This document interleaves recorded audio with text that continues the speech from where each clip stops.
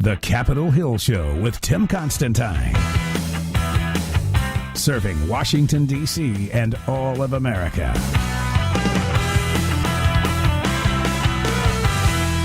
Hi, good afternoon, everybody. It's Tim Constantine from the Capitol Hill Show, joined today by Speaker Newt Gingrich. Mr. Speaker, how are you? Good to be with you. Now, it's silly season again already. We have a 2-year presidential cycle. We're kicking off in Iowa, and it's going to go on and on and on. The nice thing right now, though, is the Republicans appear to have a very deep bench. There are 15, 18, 20, depends on who you count, that are viable potential candidates.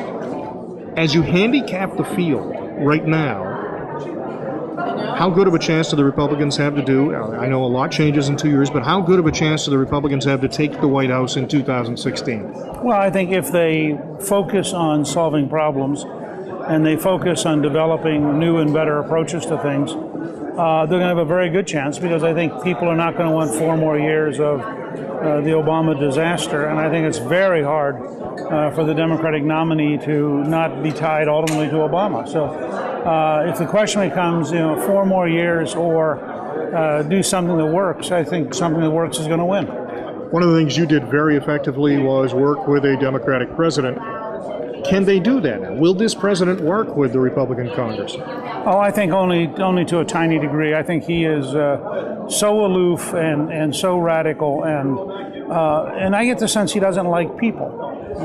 He likes the masses. He likes giving speeches. But Bill Clinton, you can say a lot of things about him. He really likes people. He really engages well with people. He liked the back and forth of negotiating. And you could have a relationship with Clinton. I'm not sure it's possible to have a relationship with Barack Obama. I'm not asking you to endorse anyone, of course, but are there particular potential candidates for 2016 that you think, oh, watch out for him or her? No, I think it is a wide open field. It's the most open nominating process since 1940, and I think that you have a terrific depth of talent from many different angles, whether they're people who've never run before, like Dr. Carson, or they're people who've been the longest-serving governor of Texas, like Rick Perry. I mean, there's really, or Jeb Bush, who would represent the third of the Bushes. I mean, there's really an amazing range of people. On the Democratic side, it's widely assumed that Hillary is the inevitable candidate.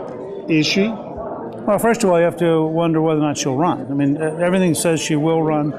But you never can tell. I mean, the Democrats would be in extraordinary disarray if she didn't. Second, vacuums don't exist very long in politics, and somebody somewhere is going to become the alternative to Hillary, and they are going to gain ground with surprising speed, and it'll be more of a race for the nomination than it looks like today. In 1988, Jack Kemp may have been the logical heir to the Reagan Revolution. But during the primary process in 1987, the media focused almost solely on George Bush. Sure.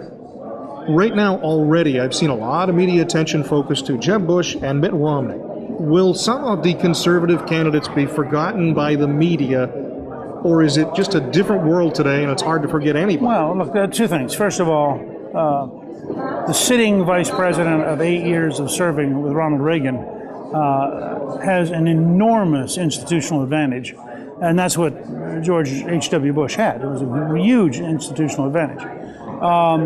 Second, I tell everybody there are lots of runners. There are no front runners today. The numbers for Bush and Romney are purely artifacts of name ID, and nobody should take them to mean that they're the front runner. Will you run again?